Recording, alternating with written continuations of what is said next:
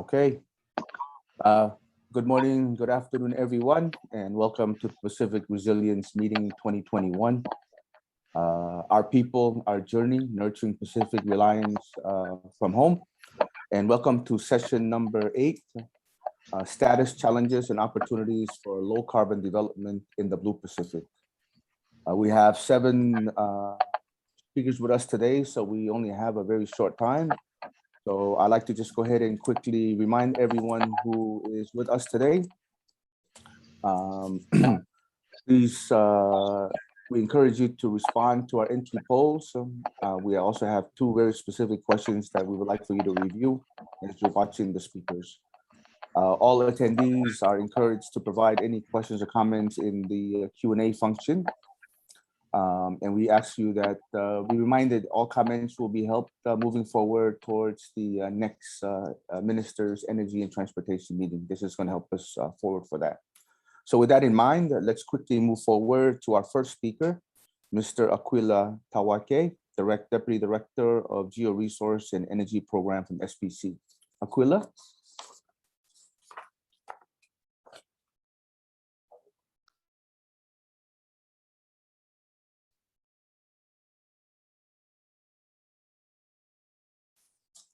Aquila, are you with us?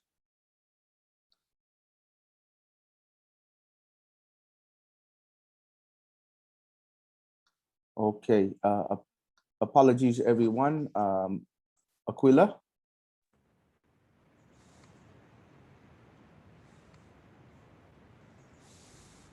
Please, it is your opportunity. Yes, I'm here. Can someone put up my presentation, please, for me? Thank you.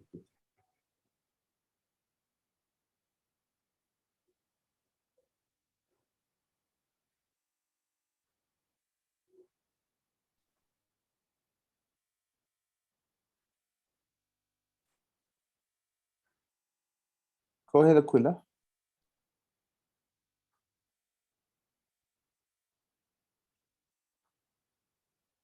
Yeah, thank you very much, Chair and fellow participants. I'll be presenting today very briefly on the Energy Minister's outcome, the midterm progress update as of the Minister of Energy meeting in 2019 in Apia, Samoa. Next slide, please.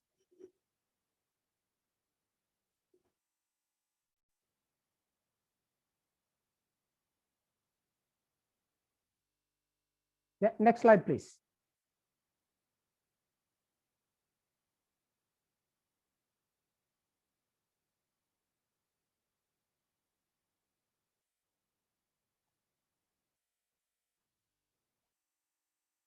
Next slide, please. Sadi.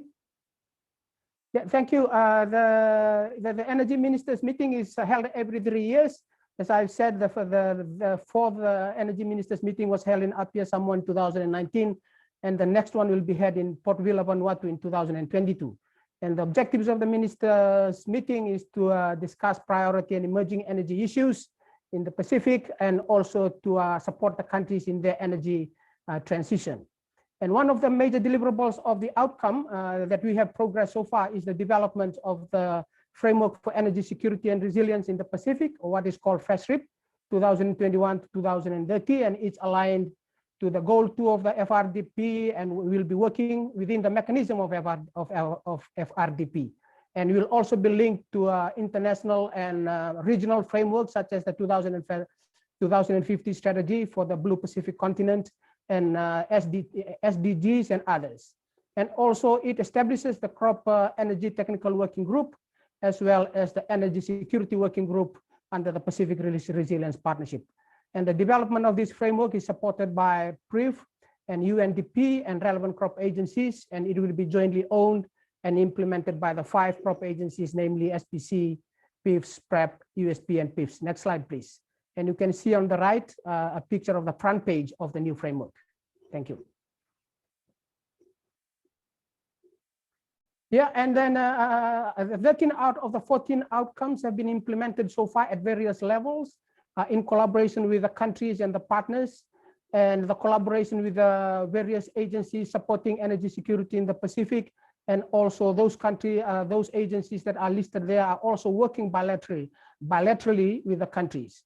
And initiatives that we have progressed so far, including the PECTIVET project, the EXI project, and also the e-mobility policy and program for the Pacific, and also the NDCs across the Pacific Island countries.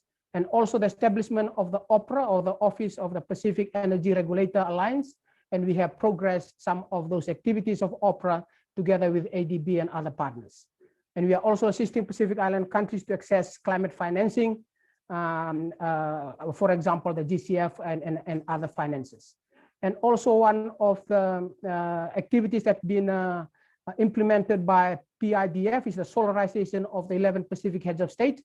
And you can see on the top right-hand corner is the solar that's implemented on the Fiji head of state residence, and also the electrical delivery van as part of our e-mobility program that's rolled out and led by PICRI in the Pacific. Next slide, please. 1 minute left, Aquila.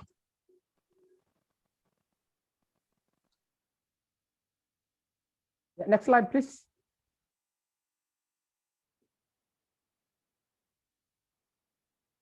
Yeah, the challenges, as we all know, 80% of the Pacific energy uses petroleum. As you can see on the right-hand side graph, transport is the major or the biggest use of petroleum in the Pacific, followed by electricity generation. And energy efficiency initiative in the Pacific is not enough. We need to boost that more. And the Pacific transport is nearly 100% petroleum fueled. And also we need better collaboration among energy programs and centers across the Pacific. There are many that just popped up in the last 5 years, and we need more collaboration among them. And gender equality in senior energy positions in the Pacific is a major challenge, and we need to improve that in moving forward. And we will be implementing the PEGSEP with other partners in the next 10 years. And also the need for regular tracking of progress against targets, NDCs and other targets. Yeah, next slide, please.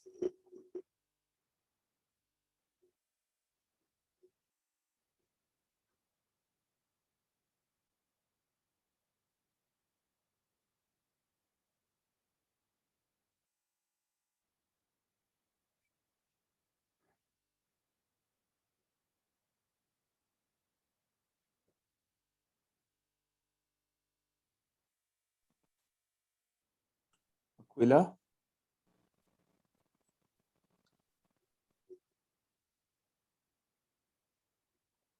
Next slide, please.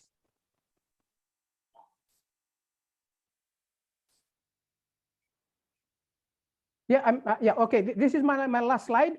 And then the next step is to continue implement the energy minister's outcome, and to work with partners, especially the crop agencies, to launch the FESRIP during the forum leaders meeting in August, and to the implementation of FESRIP and the Pacific energy gender strategic plan in the next 10 years.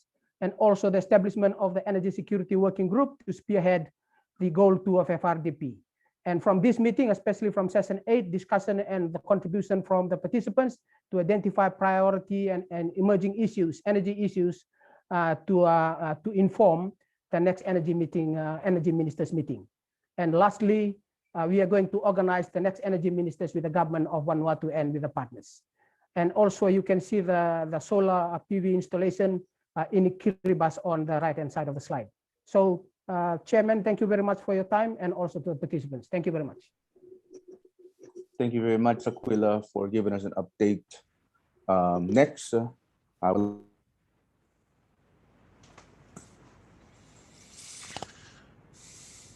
Hello.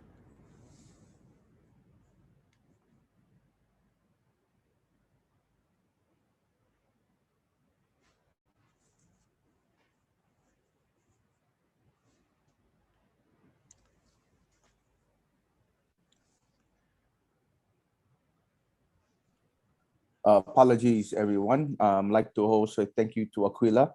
I'd like to also introduce Mr. Abraham Simpson, the Project Implementation Officer, Sustainable Energy Industry Development Project at the PPA. So Abraham, turns to you. Thank you. Thank you, Chairman. Sadie, I don't have the slide on the screen. Thank you. On behalf of the Pacific Power Association, a crop agency, just like to update you on the progress Pacific Power Utilities are making to a low carbon future. Thank you. Sadie, next slide. Okay, the Pacific Power Association, the membership group, these are the utilities of the developing member countries as defined by the ADB. They're the French territories, 3 countries, and the American territories, 19 island groups, 24 power utility members. So I'm presenting on behalf of the power utility members. I'll present the developing member states. I have all the information. I'm still waiting for the French territories, and I do have some for the American territories, but not all of them. Thank you. Let us, Sadie, a second. Next slide. Okay, this is the total power produced. About 3.3, over 3 million, 3,000 gigawatt hours. The big ones are Fiji, Papua New Guinea, Samoa. And let's go to the next slide. The renewable energy produced, again, the big ones are Fiji, Papua New Guinea, and Samoa. That's because they have significant hydro resources, and the others are limited to solar as the only option for renewable. But the total in the development member countries is 39% renewable contribution. Next slide. Okay, this graph shows you the 2020 data for each island country, except Fiji's showing 2019. The yellow bar is their current contribution, and the orange bar is their targets, and the date of the targets are at the top of the graph. For instance, Cook Islands, they targeting 100% renewable by 2030. They're on 13.79% currently. So you can see that there's most of the islands have have very aggressive targets, and they're trying to progress towards it. Thank you. Next slide. Challenges: there's high usage and cost of fossil fuel. With COVID, it went down, but now it's starting to climb up again. The cost of fuel, and that is an issue that we have to deal with. High cost of investment in renewables. Land is scarce. Most of the small islands, you know, a megawatt of solar installation only produced 20% of that, of its capacity on average, and it requires about 1 hectare. And many small islands, they don't have, or the land availability is a challenge. The supply chain, long, thin supply chain. Once we start reducing cost on fuel, because of the fixed cost of delivery is quite significant, then obviously the unit price of fuel is going to even become higher. Lack of engineering expertise, high aspirational renewable targets. I'm saying that not as a problem, but it's good that we challenge ourselves. And the final, e-mobility is the final challenge. We know that people are looking how to displace fossil fuel from the transport industry. If we go the route of the electric vehicles, it's going to be a challenge how to manage that increased demand on the grid. Thank you, everyone. I trust you have been informed. Thank you, Chair. Thank you very much, Mr. Abraham Simpson, for the update on the Pacific Powers Association. And now I would like to go ahead and introduce Mr. Christian York. He's the project manager for the Regional Pacific NDC Hub, to also give us an update from the NDC Hub. Christian? Yes, hello, Bula Vinaka from Fiji. I understand you. Can you hear me? Because I cannot start the video. Yes, you're good. Thank you. Excellent. My name is Christian Gerg. I'm the project manager of the Regional Pacific NDC Hub. I'm very honored to briefly introduce parts of our work to you today. The NDC Hub was launched during the COP23 with the aim to support Pacific Island countries to implement and enhance their NDCs. We're financed by the governments of Germany and co-financed by New Zealand and Australia. Next slide, please. We're proud to be Pacific-led with a strong focal point of 14 Pacific Island countries and a strong steering committee whose chair is Tutti Chilton, the moderator of today's session. We work demand-driven in the sense that we take over country requests for technical assistance to support Pacific Island countries in their NDC processes and support the countries in achieving the vision of a sustainable, low-carbon and climate-resilient Pacific. And at the end of this phase, we will be having provided technical assistance to some 38 requests from our countries. One of the initiatives the NDC Hub had the pleasure to assist countries with will be presenting the work after my short introduction to the Hub's so-called Strategy 2030. The next slide, please. The NDC process is long-term, as you all know, and the NDC Hub is planning to be here in the Pacific for a long time, which is reflected in our long-term strategy. It has been developed in close collaboration with all stakeholders of the NDC Hub, had been launched at a high-level event with the Fijian Prime Minister this last April, and from its 5 equally important guiding principles being urgency of climate action, people and well-being, relevance and ownership, collaboration and partnership. Due to time constraints, I would only like to briefly highlight the one about green recovery. The current pandemic is terrible, but hope is that it also will offer the opportunity to initiate a global sustainability turnaround. The green recovery, or also recovered forward approach, is not about rebuilding outdated structures, but about reorienting economic systems towards resilience and social and ecological sustainability. And to achieve this, the focus of any future interventions should be on reforms that are associated with high structural impacts, what we call catalysts.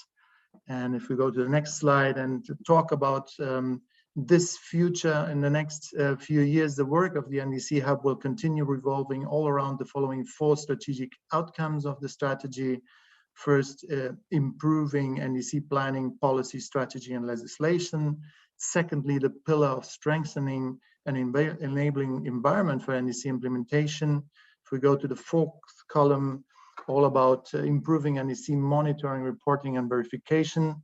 And we expect the number of requests for technical assistance coming in from the Pacific Island countries in the future to significantly increase the volume of the 3rd outcome. You can see here, accelerated NDC project implementation, and expect the NDC Hub to continue being able to help our Pacific Island countries to apply the 5 mentioned principles. We very much look forward to the continued collaboration with our Pacific Island countries in the future. Have a look at the full text of the strategy at our website, pacificndc.org. We'll put it in the chat. And yeah, the aim of this session is to explore low carbon development initiatives. And in terms of examples developed and delivered through the NDC Hub, I'm happy to finish this very brief introduction to our work here and now and hand over to you, dear Tutti, and then to my colleagues of Fiji and FSM. Thank you very much, Christian, for the Regional Pacific NDC Hub updates, as well as the website. Again, it's pacificndc.org. Please help yourself to those information that Christian has shared. At this time, I'd like to introduce Ms. Deepika Chand. She's the Climate Change Mitigation Officer for the Fiji country representative, and she will give us her update. Deepika, please. Thank you, Tuti, and Buhavinaka, everyone. I'd like to begin by telling us all today that out of the total climate finance that has been allocated for the Asia Pacific region, the Pacific SIDS has so far only been able to access 4.6% of this. And realizing that, that the Pacific lacks the technical capability to make strong business cases to actually attract investors, the Fijian government sought the assistance from the Pacific Hub to actually develop its first NDC investment plan project pipelines. Next slide, Tuti, Sadie, sorry. One as well.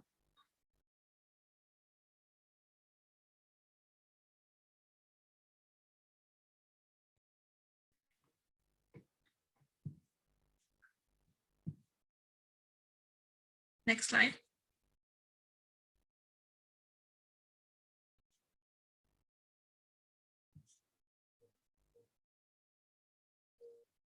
So our vision for this piece of work on the NDC investment plan was to make an investor-friendly document that offered details on elaborative mitigation opportunities and their technical and implementation investment needs. So these are also further encapsulated in the individual concept notes that can be built into full project proposals. Next slide, please.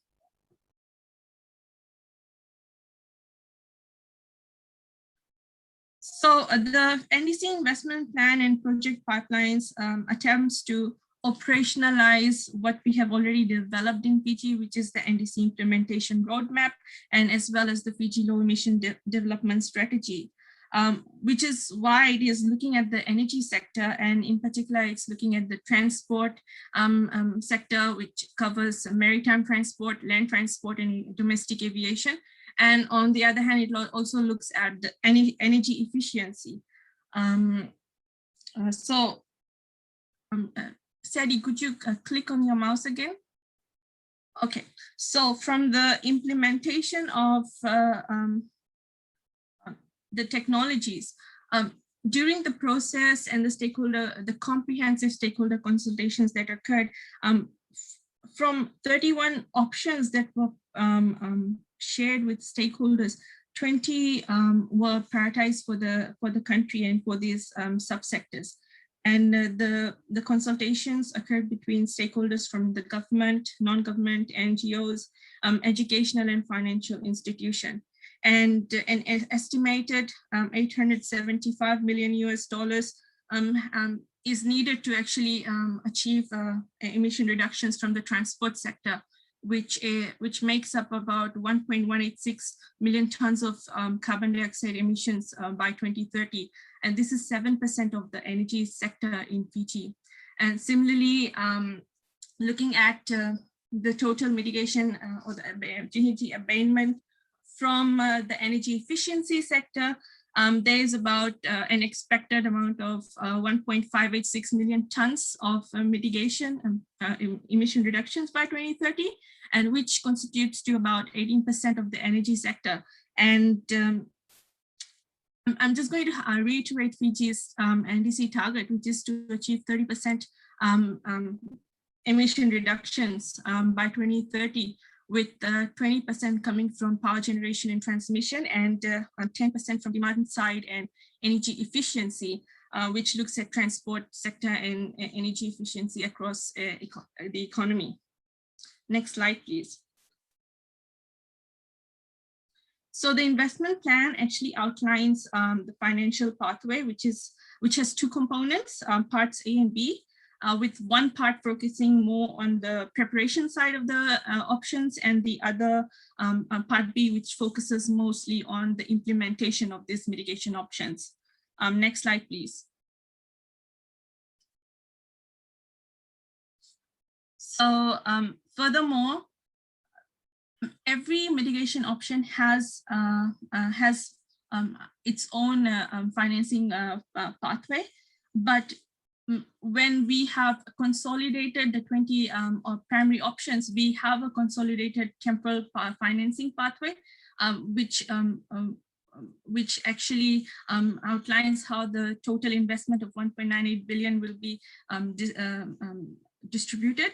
So from the years 2020 to 2022, we are mostly focusing on the preparation of all these options. And we're also looking at financing options for a few of the implementation aspects. And from 2023 and onwards to 2030, we're looking mostly at implementation of all these options. Next slide, please, Eddie. You have about a minute left. So this is my last slide. So I'm just going to basically highlight what are the sources of financing that is required for the NDC investment plan. And we're looking at private sector and public sector financing, and some of the instruments that we have identified feasible is includes private equity, non-government grants, guarantees, concessional loans, and concessional and retail senior loans, state budget taxation, and insurance.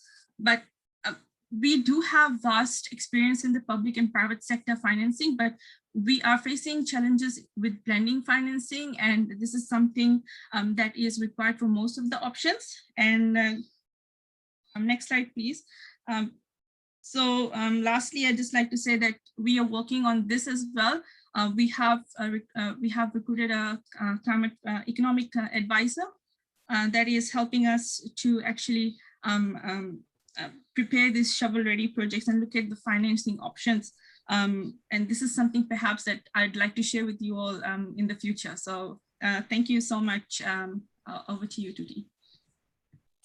Thank you very much, Deputy Tika, for the update on Fiji's investment plan NDCs. At this time, I'd like to also invite our next speaker, Dr. Bruce Robin, the Energy Sector Advisor for the FSM, the Federated States of Micronesia Country Representative, to give us an update. Dr. Robin.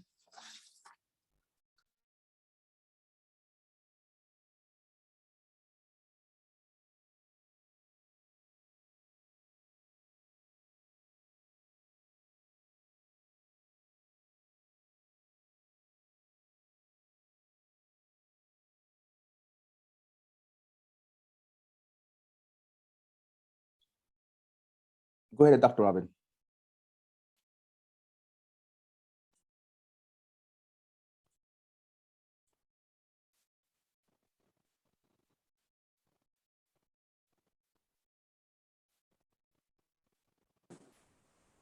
Can you hear me? Thank you. Go ahead. Okay, thank you very much. Well, basically, the government of the Federated States of Micronesia have developed a master plan back in 2017 and 2018, and it consisted basically of looking at electricity access with the goal of having 100% of households electrified by 2027. It looked at increasing the percentage of renewable energy, basically up to 63% by 2027, and that included wind, hydro, and solar, and a decrease in the use of diesel fuel, which dropped by typically by 5% per annum. We can see in the green band there that led to a total amount of emissions in 2027 of around about 22,000 tons. On the left-hand side, we see the installation of 3 wind turbines on Yap Island, which is connected into their diesel grid network. Next slide.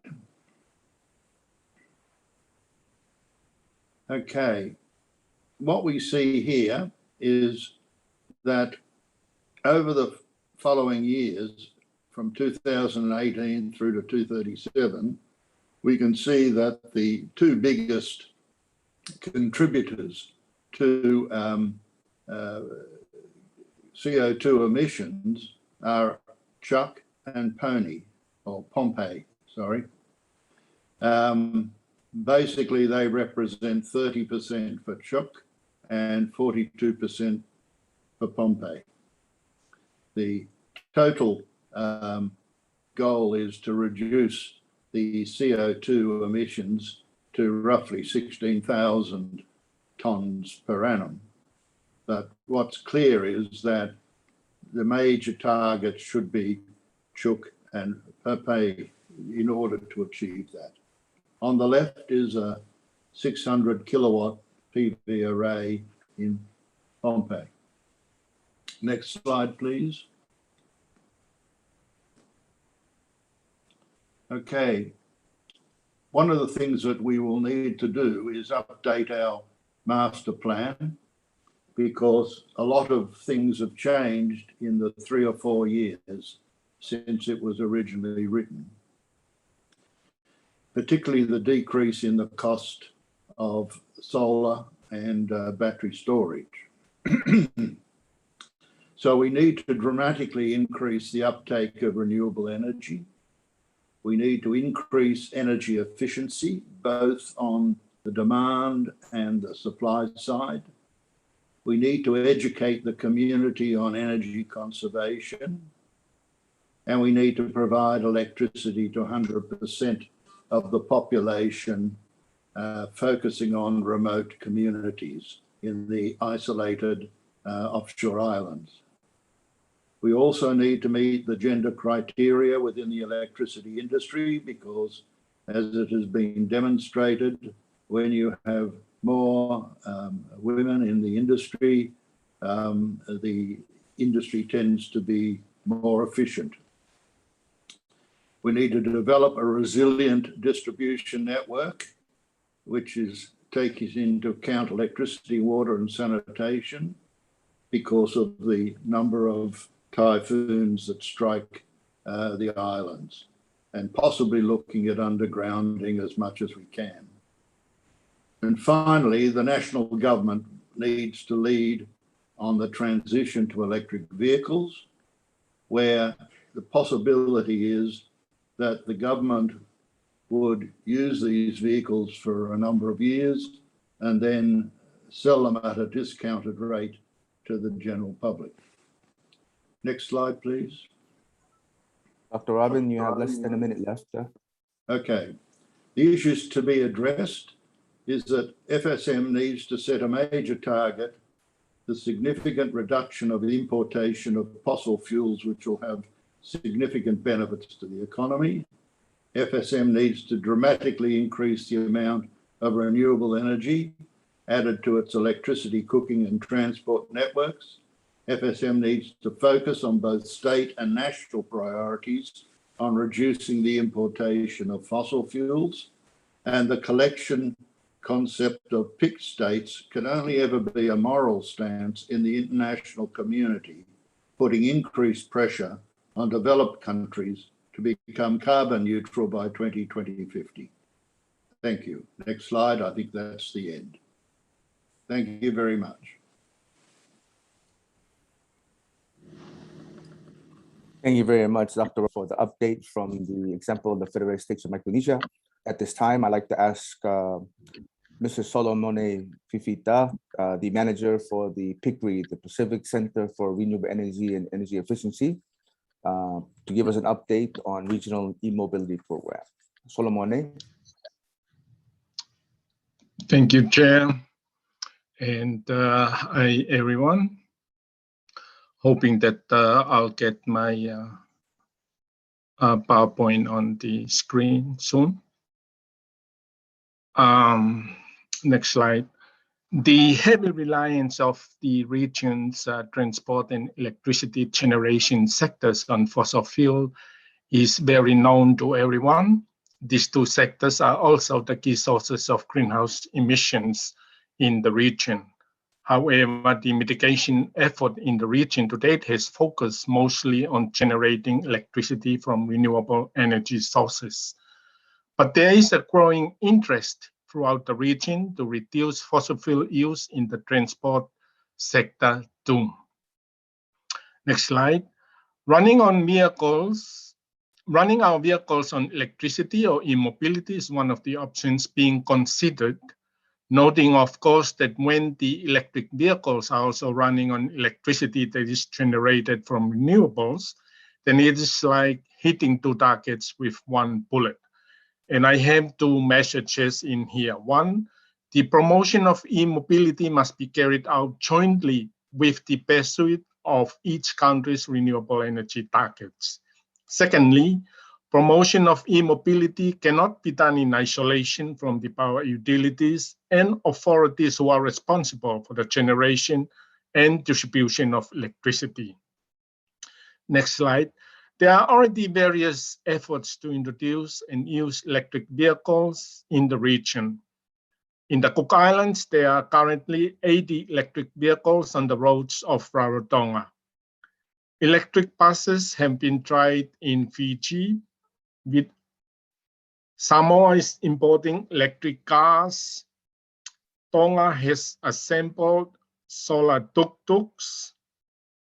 And the Honorable Premier of Niue goes to work on the electric bike.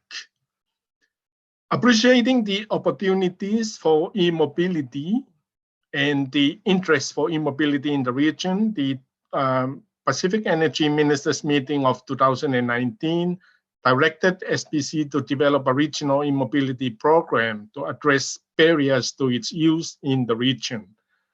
And the key barriers to e-mobility in the region relates to the newness of the technology. There are no policy in place yet, there are no standards, there's lack of awareness, there are no trained mechanics, etc.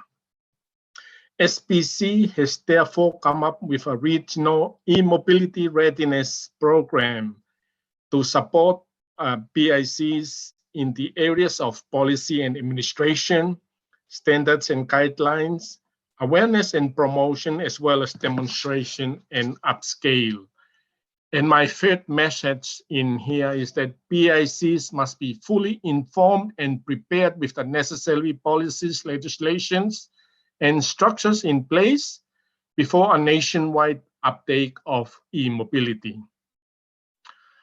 Through this regional e-mobility readiness program, there is currently a feasibility study for low emission land transport sector in Vanuatu. There is a feasibility study for low carbon transport in the Solomon Islands, and discussions are underway regarding demonstration project in the Cook Islands, Tonga, and Vanuatu, as well as supporting awareness program in Samoa. In my last slide, we hope to reach out to other Pacific Island countries and to work together with other partners who are interested in e-mobility. Thank you so much, Chair. Thank you, Ms. Solomone, for an update on e-mobility. We have a lot of speakers, so our last speaker now is Mr. Zula Mohammed, the Maritime Safety and Energy Advisor. Zula, when you're ready, I just want to remind everyone that it's going to be a hard cut at 1:54. So I will try to make some update comments after you are done. Zula?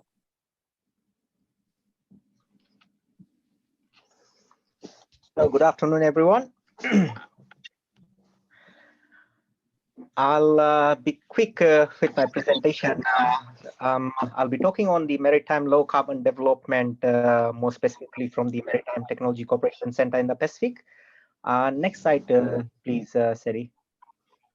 So basically, this slide indicates mobility in the Pacific underpins the sustainable development goals of the region. The maritime sector also provides essential services, jobs, resources for community livelihoods, which is crucial for supporting the socio-economic needs such as education, healthcare, employment, tourism, emergency services, import and export of material and goods, and more specifically to the isolated and small communities The Pacific Maritime Technology Cooperation Center, it's actually part of a global maritime network of 5 centers around the world, which is funded by EU and implemented by IMO.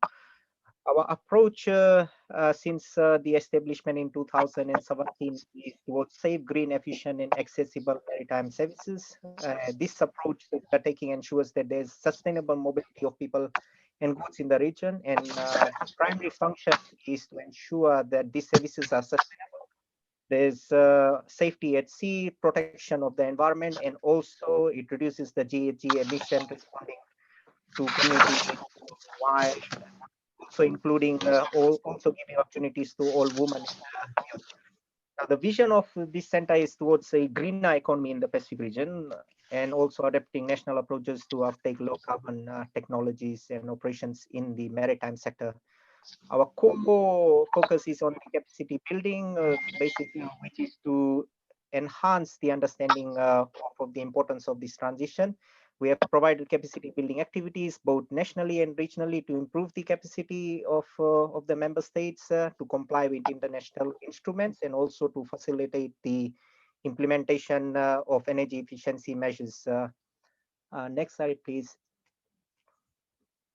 So the first example is with regards to a pilot project that we conducted in Vanuatu. Here, the vessel operator implemented the safety management system on board the vessel, which is integrated with what we call is a SIMP, Ship Energy Efficiency Management Plan, that ensures that consistent information are collected while the vessel is in operation. So the marine solar system, which is installed on board the vessel, basically is a standalone system which is connected via an AC load inverter, and mostly it's used for lighting, air conditioning, freshwater pump, and general purpose outlet, which is for cooking. And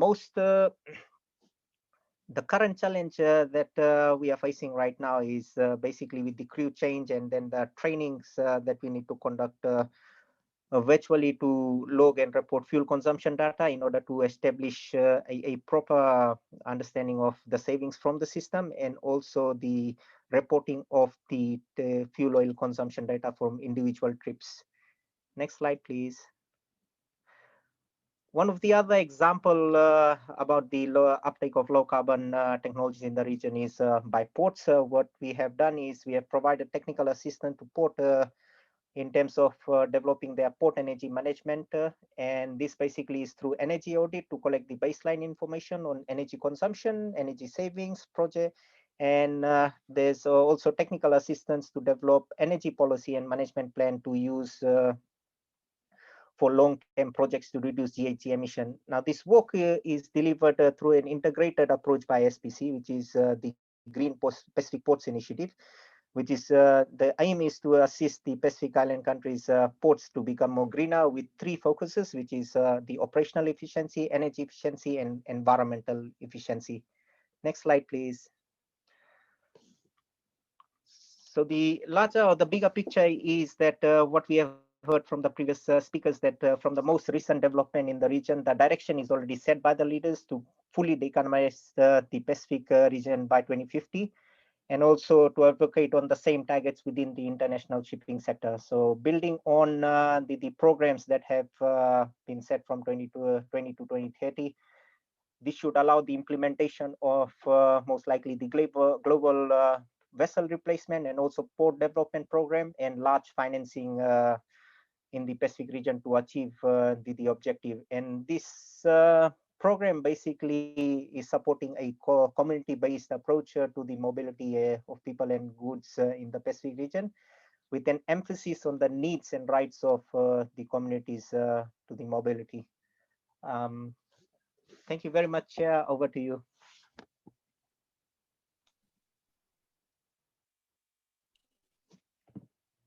Thank you very much, Zula, for the quick update on the Pacific. Audience and the rest of our speakers, unfortunately, we're coming to a short moment. We're going to be shutting down soon. So if I may just take a quick minute to thank everyone for the presentations on examples of emerging low carbon developments in the Pacific. Thank you, Aquila, for the update on the framework for energy security, resilience in the Pacific documents. And all the information that we have today will be compiled and move forward to the Minister's Energy and Transportation meeting in 2022. Thank you, Mr. Abrahams, for the PPA update on the region's energy sector. Also, I want to thank Christian for his update on NDC Hub and the Strategy 2030 document that is presented. Tika, thank you for the update on Fiji's example on the NDC investment plan. Dr. Robin, thank you very much for your update on FSM and its examples. And great examples, the last two examples from Solomone on e-mobility, and of course, Zula on maritime solar developments that are there. So I know it was a very long session, very informative, and please, audience, if you have questions, please send them and we will try to get back to you, and we'll be shutting down very soon.